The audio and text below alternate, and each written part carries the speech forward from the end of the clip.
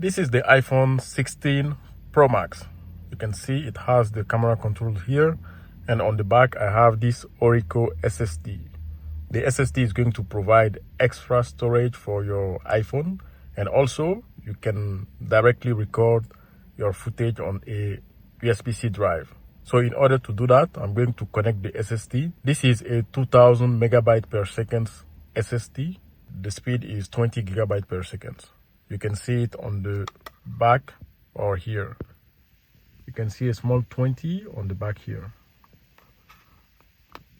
Here's the 20 on the back of the USB-C cable that they included inside the box for this Mac Pro ORICO SSD. So you can see that the iPhone has recognized the SSD. It unlocked the iPhone, and I need to go inside the file application here, and it shows all the recent files. And I can click on browse. Again, browse. You can see you have on my iPhone, then you have the disk ORICO. Long press on ORICO and I can have access to the complimentary information about the ORICO SSD. This is a 1 terabyte memory SSD and the format is exFAT. So exFAT is the good format if you want to use your SSD with the iPhone and also use it with your Windows computer and Android and all that. You need to have the device in exFAT. But if you want the device to have the maximum speeds that it can do, you need to reformat the SSD and make it into APFS. APFS is the preferred format for Apple devices. So currently everything is connected. If you go to setting, you're going to go inside the camera setting also in order to activate the ability to record directly inside your SSD. And you can see we are here inside the camera settings. So here you're going to click on format, then enable Pro RAW resolution control. You need to have that turned on, Pro Default, Pro RAW Max. And then you need to have this one also on, Apple ProRes, turn it on. Then you're going to select ProRes encoding. The encoding is what you want. You can leave it as HDR or you can go into the log. I will simply leave it as HDR because it is more easier for me. So after I have done that, I simply need to go back to the home, then click on the camera.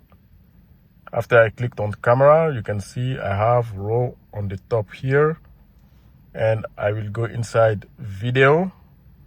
Then you have this here, ProRes HDR, HD30.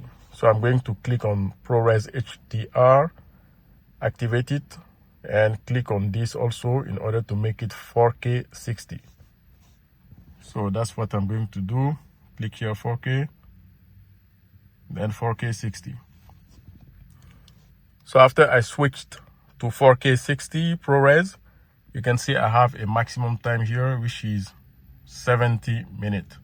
70 minutes in order to record 4K ProRes 60, and it is going directly inside the USB-C. So this is what you can achieve having this ORICO SSD with your iPhone. And if I want, I can start recording, and it is going to record the file directly inside the SSD. So this is what you can do. So once it is done, I can go back again, then click on file. Here's file. I'm still inside the ORICO details. I'm gonna click on done, then ORICO again, and you're going to have this file, this folder DCIM. This has been created because I use the Apple ProRes. You can see here 100 Apple. Click on that. This is the video that I just shot in front of you with the iPhone 16 Pro Max. And here you simply need to unplug the cable, plug it inside your computer, and recover your HDR Apple ProRes video. So that's all. This is something really handy that you can use, a good accessory in order to elevate your content creation game or simply retrieve all the better footage that you can film with your iPhone using the maximum resolution that the iPhone can give you. And recovering all those files is going to be fast, since this is a 20 gigabyte per second SSD, and it is kind of fast. It is a fast SSD overall.